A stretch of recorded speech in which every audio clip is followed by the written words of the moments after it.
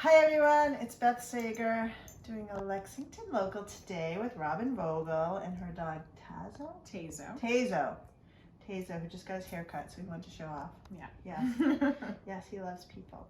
And we're going to talk today about Come Back to Love, right? Your business. Yes. I can't wait. I'm excited about this. Well, it's the name of my business and it's also my mantra. That is so nice. Daily practice. Wow. All right. Yeah. Let's dig into it then. What is Come Back to Love? What kind of business is it? Well, it started out actually, I was a psychotherapist. Okay. And so I started out working with lots of couples, doing work to support them in coming back to love with each other. Okay. Big topic. Yeah, that's broad. Yeah. It's broad, but it's also like very needed, because as we know, couples come together, they come apart, they come back together sometimes, and So, but anyway, I did that for a while, and I'm still doing a little bit of that, but my business is always evolving as I evolve.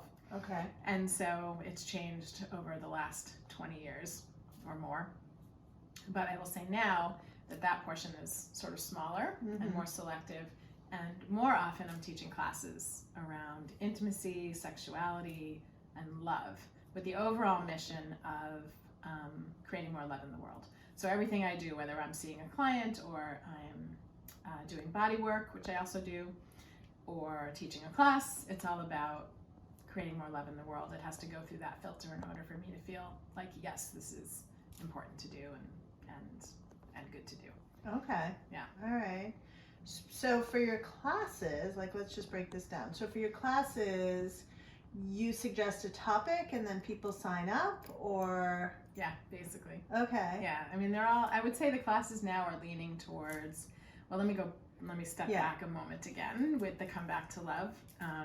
Because first of all, a lot of people think it's about finding a partner, like singles coaching. Oh, I see. Okay. Which does sometimes happen. In Okay. fact, I'm going to a wedding this weekend for a couple who fell in love at one of my weekend retreats. Ah. And they're getting married this weekend, and it's actually the second wedding in the last, actually the third wedding in the last 14 months. Wow. For people that have spent time in my workshops. So that's like a side effect that can happen, but it's not the main purpose. Okay. And the main purpose is actually reminding people that at our core, we're love, pure love, capital L, or divine love, or whatever way you might perceive that. And that when you remember that and you're able to clear away all the stuff that gets in the way of us remembering who we truly are, then we're able to create a life that we really want. I like to say, the epic life that we're dreaming of, what it is we really want in our lives. Most people who come to the classes want to have more money. They want to sometimes meet a partner. They want to improve the relationship they're in. They want to feel more like they're aligned with their purpose in life. Sometimes people that's what they're wanting to manifest, they've been doing a job for a while and it's just just they do it and that's what they know, and it just becomes sort of rote, and they realize at some point oh, that's not really my true calling or the reason why I'm here. And so I'm teaching a class right now that's a 21-day class, and just thinking of the reasons why people are participating, and that pretty much covers it. So 21 days in a row? Yeah, this particular class is a 21-day. Okay. 21 days in a row. We meet for half an hour every day. Okay. And we do a meditation and a guided visualization that brings, that kind of raises our vibration, which those are words that some people don't understand, but basically you can go from feeling sort of slow and sluggish to feeling really energized. And then we use that energy to, because you can manipulate energy, you can work with it, as if, the same thing with the material things that we move around. You can also move around energy, and so we work with moving the energy around to create what they want in their lives, and that's a little bit tricky for some people to get in the brain. So for those of you that are listening to this, but basically you're working with the energy to manifest what you want in your life. Okay. But if you get yourself all jazzed up, right? I do that sort of for sales, right? You get all jazzed up, you're all excited about something. Yeah. It's momentum, right? And it allows you to sort of jazz up something else in your life. Yeah, exactly. Right? Yeah, because you give it energy. Yeah, exactly.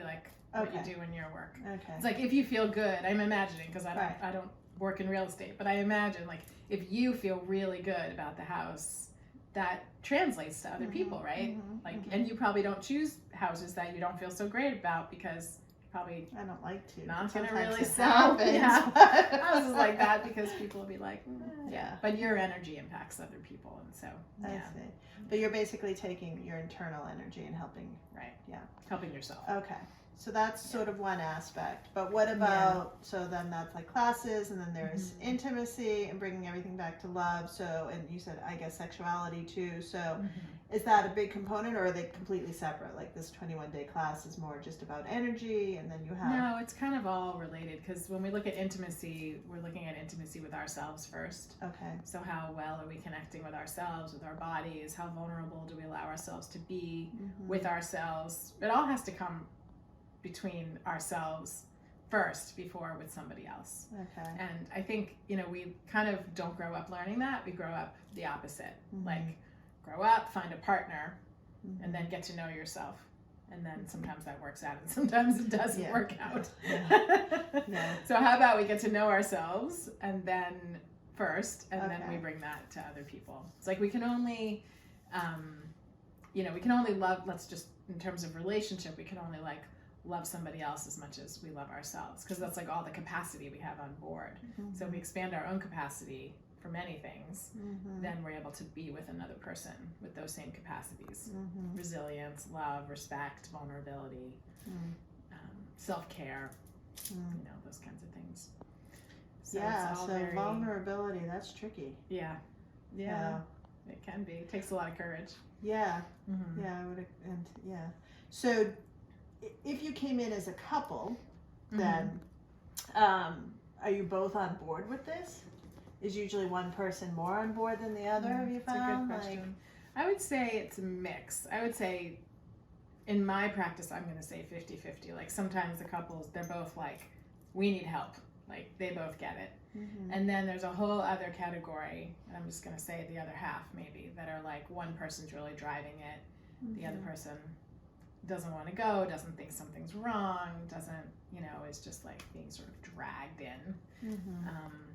Of course, that kind of work works better when both people are open to receiving it. But I will say that one of my, sort of self-given tasks when I'm doing that work is to, support the person that doesn't feel open, doesn't feel safe, feels afraid, feels angry, irritated, whatever they're feeling that's making them not want to be there. To work with that directly and kindly and respectfully, and so that they feel more comfortable. And I would say, one of the things about me is that people feel comfortable around me, and so that's been pretty satisfying to do that kind of work, to watch somebody feel like pretty closed and then feel more open and willing. So it's not like marriage therapy where you're like all sitting on the couch like talking about your issues, right? No, it definitely can be that. Okay. I mean, that's the work I did for many, many years. And I'll just say I still do it, but I do it selectively. I see. And a small group of clients, of couples that I work with in that way. Okay. And more now doing, more of the classes. I like the group energy. I really like group energy. So it's a group of people who get together to... Yeah, but I'll also add, because I just mentioned the weekend retreats. So sometimes the classes are online, sometimes they're in person, not as much right now. Right. But I do a lot of weekend retreats, and they have just recently come back to in person. Okay. So just 2 weeks ago, we had 15 people come out to a retreat center in Western Mass. Right. And we did a whole weekend of exploring and exercises, and it was actually very, very fun. Looking at the weekend, this particular weekend was about how we take care of our bodies, actually, which is a really potent topic for most people. And I remember on Saturday afternoon, we were sitting in the circle, and I said, "How do you feel?" And then one woman said, "I feel so much better in my body right now. I feel so good." It was like, that was really awesome. Pretty nice. Yeah. And then we're going to Costa Rica in February. Wow. So I like to do 1 or 2 destination retreats. A few years in a row, we went to Puerto Rico, which is a really amazing, beautiful place to go. We went to Mexico once, and this year we're going to Costa Rica, which will be my first time going to Costa Rica. Nice. So I'm excited about that. So that's about 20 people. Wow. have a week together to, you know, do personal growth work and then have time to explore and, you know, see the jungle and the beach and who knows what else. But it's really fun. Great way to do personal growth work is when you're in like an amazing environment. Right, that makes sense. Yeah. And do you find that people have to do more than one class, want to do more than one thing, or do they just like, you know, like how long does it take? Yeah, that's a good question. I always say to everybody that change can happen like that because it can.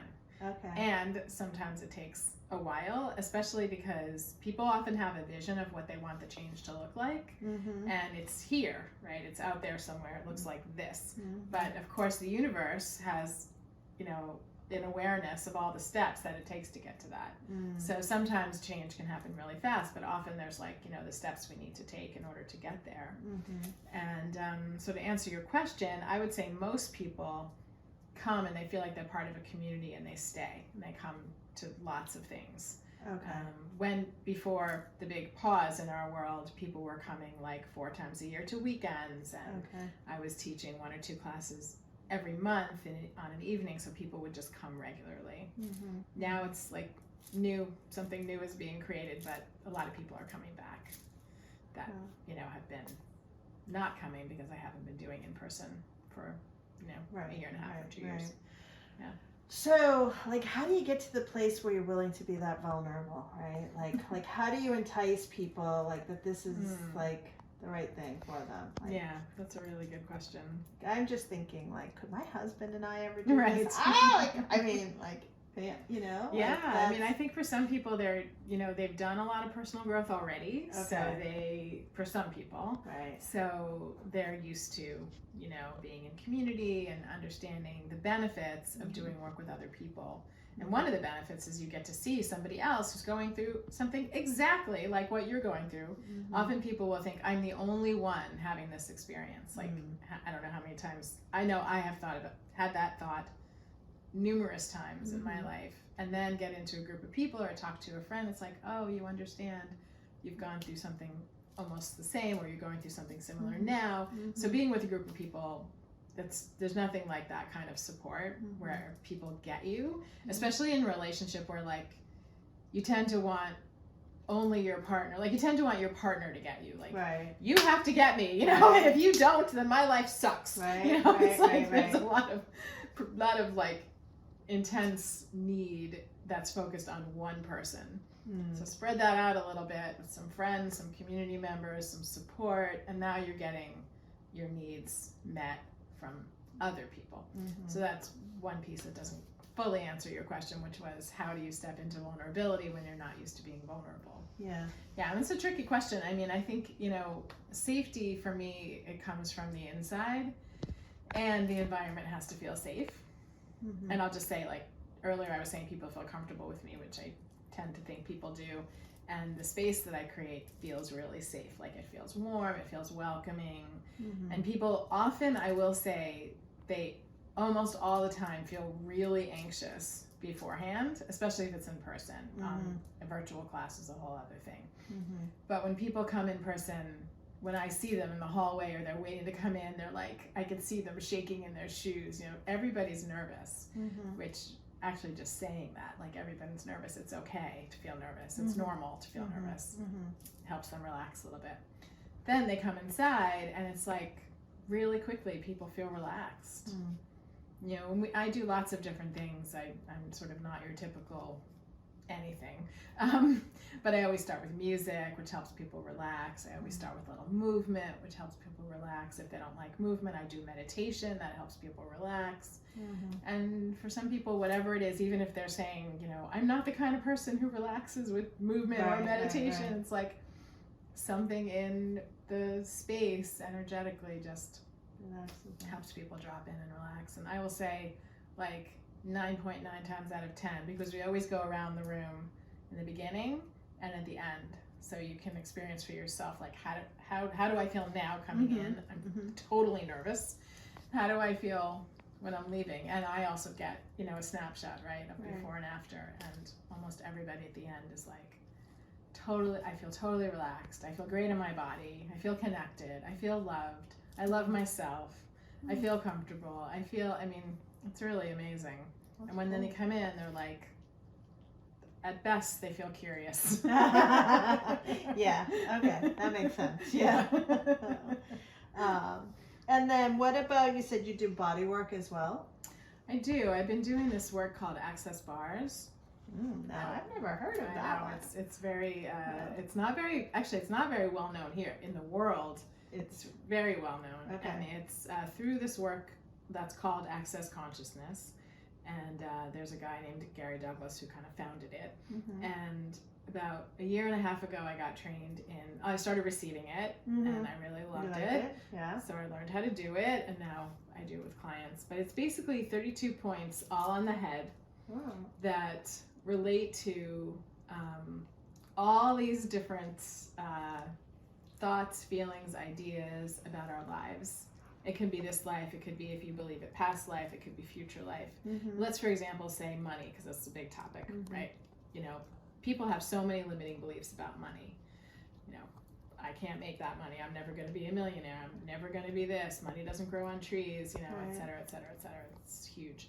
So we have points on our heads that you can just hold, that get held when you do the access bars. So I, as the practitioner, would be holding those spots. And it just energetically frees up the limiting beliefs. It frees up stuck energy that prevents us from having, in this case, let's say, a lot of money or an abundance of money in our lives.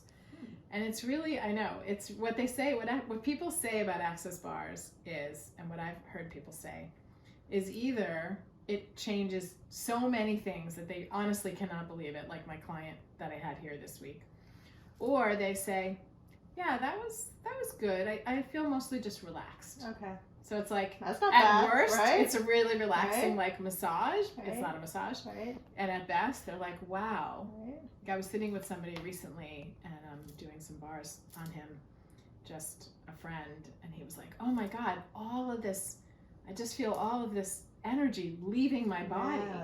And he's going through something really, really challenging, like something none of us want to go through.